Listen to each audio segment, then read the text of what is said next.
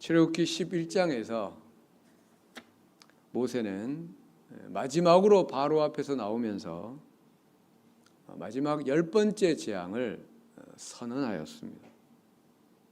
그것은 장자 죽음의 재앙이었습니다. 여기 화면은 좀 지워주실래요? 꺼주세요. TV를 끄시면 될 것 같습니다.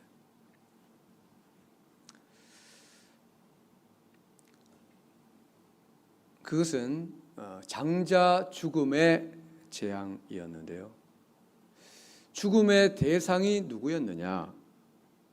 바로 앞 11장 5절에 보면은 애굽 땅에 있는 모든 처음 난 것이라고 했습니다. 그러니까 애굽의 모든 장자가 아니라 애굽 땅에 있는 모든 장자가 죽음의 대상이었습니다. 민족이 중요한 게 아니라 그 땅에 있는 사람. 그러니까 애굽 땅에 있는 이스라엘의 장자도 심판의 대상이었습니다. 왜냐하면 애굽 사람뿐만 아니라 이스라엘 사람도 하나님 앞에 죄인이었기 때문입니다. 그들도 그들의 죄로 인해서 이스라엘의 각 가정의 대표인 그들의 장자가 죽어야 했던 것입니다. 그런데 11장 7절 하반절에 보면은 여호와께서 애굽 사람과 이스라엘 사이를 구별하는 줄을 너희가 알리라고 말씀했습니다. 애굽 사람과 이스라엘을 구별하신다는 겁니다. 그런데 그 구별은 어떤 도덕이나 윤리에 근거한 것이 아니었습니다.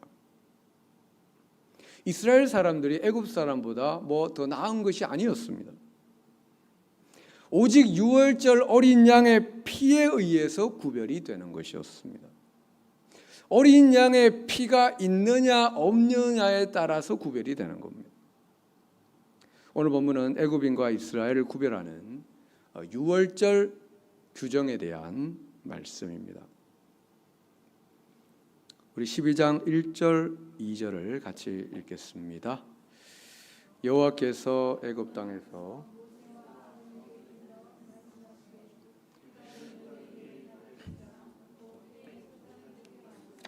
아멘. 유월절이 있는 그 달을 한 해의 첫 달, 곧 1월이 되게 하라는 것입니다.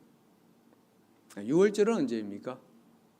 태양력으로 3월 말에서 4월 초입니다. 예수님은 유월절 기간에 죽으셨습니다. 그러니까 우리가 고난주간, 성금요일, 부활절을 지키는 그 주간이 바로 유월절 기간인 것입니다. 그런데 그 달을 1월로 삼으라는 것입니다.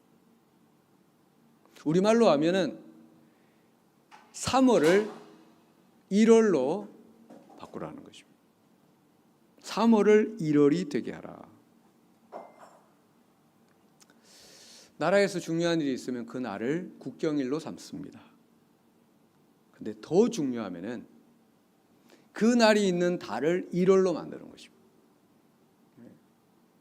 엄청 중요하다는 것입니다.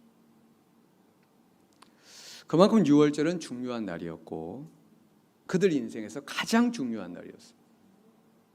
왜냐하면 첫째는 그들이 죽음에서 살아난 날이기 때문에.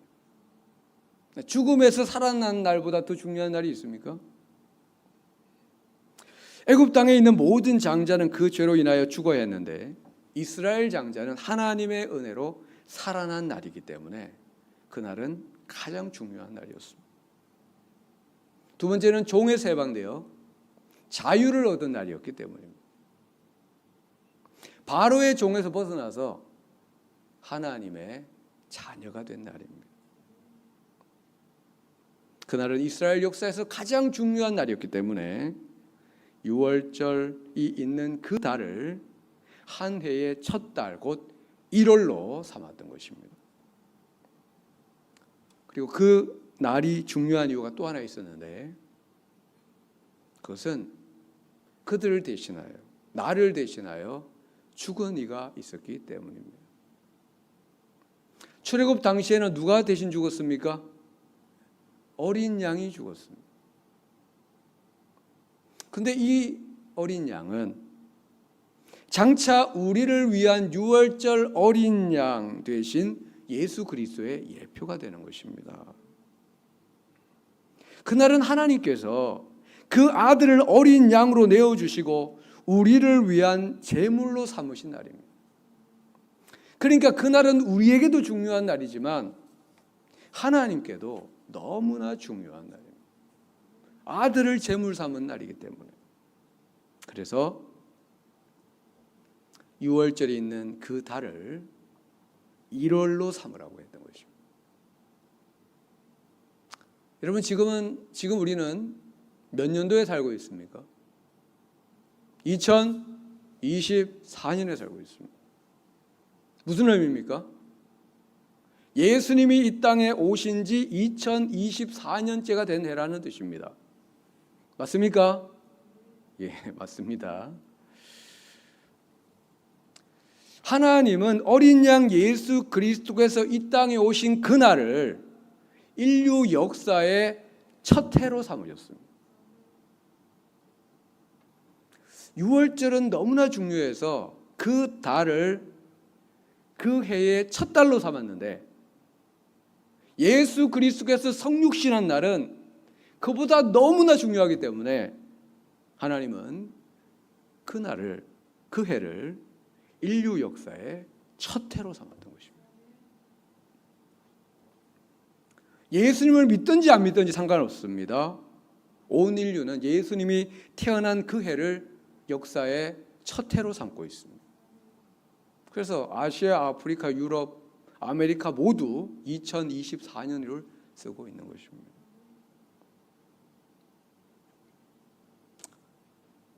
BC, Before Christ라는 뜻이죠. 예수님 이전이라는 거고요. AD, 라틴어로 아노 도미니, 우리 주님의 해가 시작되었다 이런 뜻입니다. 여러분 이거 누가 정하신 겁니까? 사람이 정한 겁니까? 사람이 어떻게 합의를 해가지고 전 세계에 있는 인구가 합의를 해가지고 이걸 정하겠습니까? 못 정합니다. 하나님이 정해놓으신 겁니다. 왜냐하면 예수님이 오신 그날은 인류의 역사에서 가장 중요한 날이기 때문이며 그날은 하나님께도 인류 역사에서 가장 중요한 해이기 때문인 것입니다. 우리 3절의 말씀을 보시면 구체적으로 유월절을 어떻게 지켜야 되는지가 나오고 있습니다. 너희는 이스라엘 온 회중에게 말하여 이르라. 이달 열흘에, 그 달이 1월이 되었기 때문에 1월 10일에 너희 각자가 어린 양을 잡을지니, 여기서 잡다는 단어는 라카인데요, 취하다는 뜻입니다. 그러니까 우리가 잡았다 그러면 이제 보통 도살을 뜻하는데 여기는 도살이 아니고 마련했다는 뜻입니다. 어린 양을 마련해서 많은 어린 양 중 하나를 취하라는 거죠. 각 가족대로 그 식구를 위하여 어린 양을 취하되. 그러니까 1월 10일이 되면은 기본적으로 한 집에 한 마리의 어린 양을 준비를 하라는 것입니다. 각 사람이 먹을 분량을 계산해서 험없는 1년 된 수컷으로 어린 양을 준비하고, 가족 수가 너무 적으면 엿집하고 합쳐가지고 한 마리를 준비하고, 이렇게 먹을 만큼 준비하라는 것입니다. 6절 상반절에 보면은 이달 열 나흔 날까지 1월 14일까지 간직하였다가, 그러니까 10일에 준비해가지고 14일까지 잘 간직을 하는 겁니다. 그러니까 어린 양은 실제로 죽기 4일 전에 미리 죽음을 위해 준비가 된 것입니다. 죽음을 위해 선택이 되었습니다. 이스라엘 백성들은 자신을 위해 대신 죽을 그 어린 양을 4일 동안을 봐야 됐던 것입니다. 제가 우리 집 장자입니다. 우리 딸들은 또 있지만 아들로 봐서 제 장자인데 제가 죽어야 되는 거예요. 근데 이제 이 어린 양이 내 대신 죽는 거니까 이 어린 양한테 잘하겠어요, 못하겠어요? 4일 동안 잘해주겠죠. 그러면서 네가 내 대신 죽는구나. 대속연에 대해서 하나님께서 나 대신 어린 양을 데려가시는구나. 대속연회를 묵상했을 겁니다. 근데 어린 양의 원형이신 예수 그리스도께서도 그분이 실제로 죽임 당하기 전에 죽음을 위해 지목이 되셨습니다. 언제 되셨냐? 사도 베드로전서 1장 19절 20절에 보면은 너희가 구속받은 것은 오직 흠없고 점없는 어린 양 같은 그리스도의 보배로운 피로 된 것이니라. 그는 창세 전부터 미리 알림 바 되신이나 이 말세에 너희를 위하여 나타내신 바 되었으니. 예수님은 언제 지목되셨습니까? 창세 전에. 창세 전부터 예수님은 우리를 위한 어린 양으로 지목이 되신 분이십니다. 6절 하반절에 간직하였다가 해질 때에 이스라엘 회중이 그 양을 잡고, 여기서 잡고는 샤하트인데 도살하다는 뜻입니다. 그러니까 14일 해질 때에 온 회중이 그 양을 잡으라는 것입니다. 근데 여기서 중요한 게 있는데 바로 온 회중이 그 양을 잡으라는 겁니다. 회중이라는 이 단어의 뜻은 모인 무리라는 뜻입니다. 모인 무리. 그러니까 1월 14일 해질쯤에 이스라엘 온 회중이 다 모여가지고 함께 그 양을 잡으라는 것입니다. 여러분, 양을 잡는 방법은 여러 가지가 있을 겁니다. 그 집의 가장이 혼자 뒤안에 가가지고 잡을 수도 있고, 또 몇몇 집 장정들이 어울려가지고 어디 창고 같은 거 들어가가지고 잡을 수도 있고, 하나님은 모든 회중이 한자리에 모여서 그 양을 잡으라고 했습니다. 왜 그렇게 했을까요? 모든 회중이 어린 양이 죽는 것을 보아야 했기 때문입니다. 보면서 생각하는 것입니다. 내가 죽어야 했는데 어린 양이 내 대신 죽는구나. 대속연회를 생각해야 했던 것입니다. 우리 예수님이 잡히신 기간은 언제라고 그랬죠? 6월절 기간이었습니다. 왜냐하면 예수님은 6월절 어린 양이었기 때문에. 어떤 학자의 말에 의하면은 예수님이 십자가에 못 박히신 바로 그날이 6월절 양을 잡는 그날이었다는 겁니다. 당시 예루살렘은 6월절을 지키기 위해 각국에서 모여든 사람들로 인산이례를 이루었습니다. 그리고 주님은 그 많은 사람들이 모인 자리에서 말하자면 공개 처형이 되셨습니다. 공개 처형. 그것도 높은 나무 위에 달려서 말이죠. 예수님은 왜 많은 군중이 모인 곳에서 그것도 높은 나무 위에 달려서 죽어야 했느냐? 모두가 예수님의 죽음을 보아야 했기 때문입니다. 모두가 예수님의 죽음을 봐야 됐습니다. 흠없고 티없는 어린 양 예수 그리스도께서 그들을 대신하여 죽는 것을 보아야 했기 때문입니다. 여러분, 십자가가 뭡니까? 예수님을 죽인 형틀입니다. 맞습니까? 예수님이 죽으신 형틀이 십자가입니다. 로마 시대에 가장 잔혹했던 형틀이 십자가입니다. 만약 어떤 집안에 아버지가 큰 죄를 지어가지고 어떤 형틀에서 사형을 당했다고 해보겠습니다. 만약 교수형을 당했다면 그 형틀은 올가미가 될 것입니다. 그렇죠? 올가미. 근데 그 올가미를 집안 가장 잘 보이는 곳에 걸어놓은 사람이 있습니까? 네, 그런 사람은 아무도 없습니다.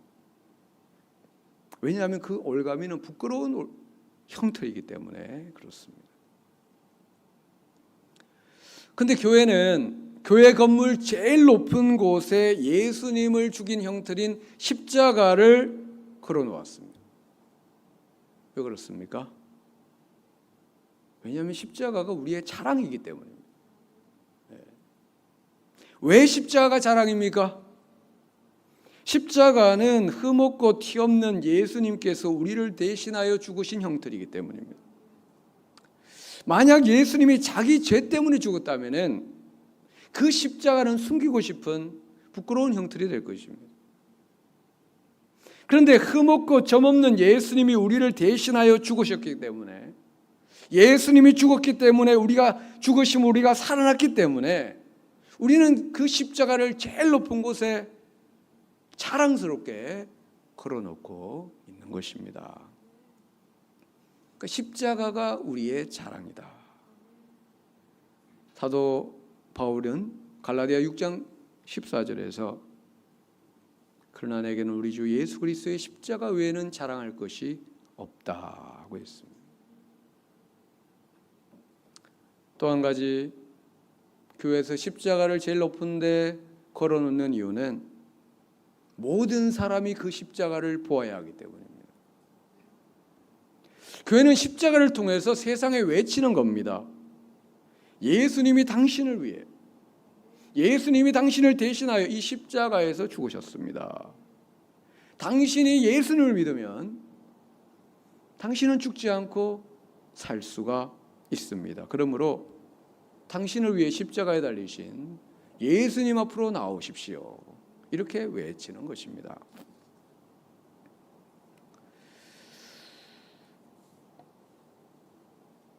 우리 교회 공사가 거의 끝나갈 무렵에 8월 초 중순경에 저희의 마지막 숙제가 교회 간판과 십자가였습니다. 이것을 위해서 기도도 많이 하고 또 생각도 많이 했는데, 원래 제 생각은 교회 간판은 달고 십자가는 달지 않는 것이었습니다. 왜냐하면 교단마크에 십자가 있는데 교단마크에 십자가 있죠? 왜 또 굳이 십자가까지 달 필요가 있을까라는 생각이었습니다.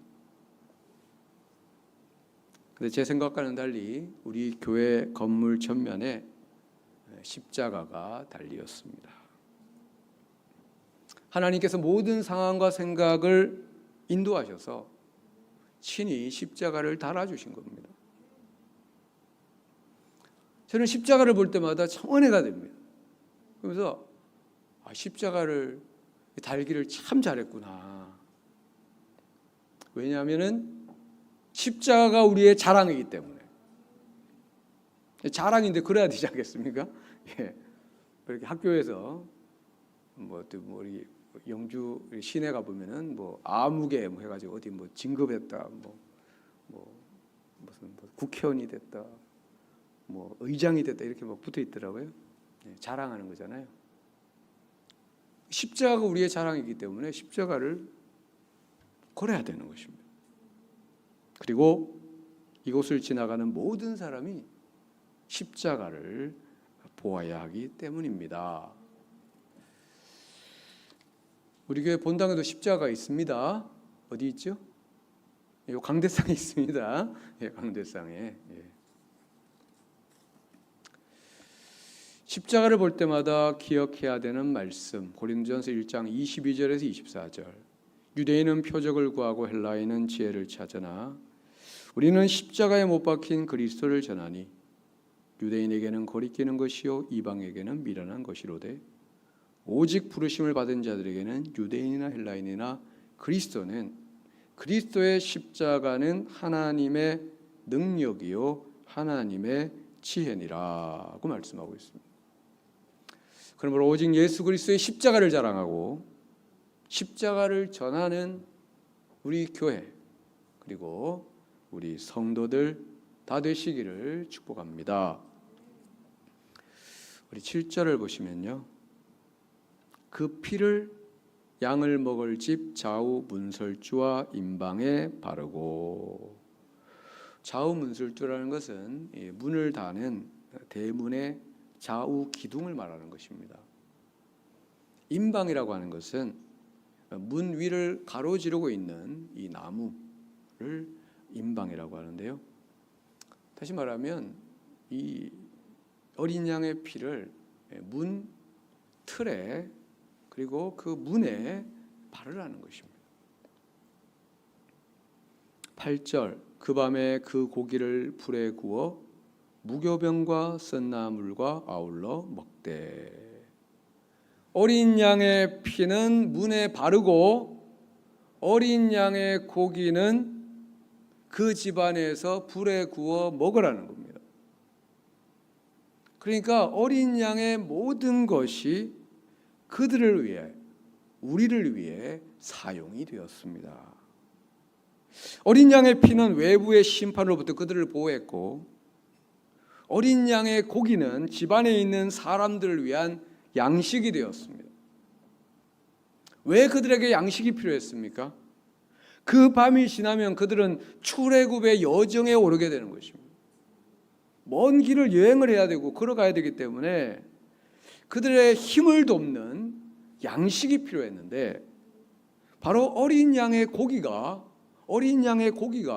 그들의 양식이 되었습니다. 예수님은 우리를 위한 유월절 어린 양이라고 고린도전서 5장 7절에서 말씀했습니다.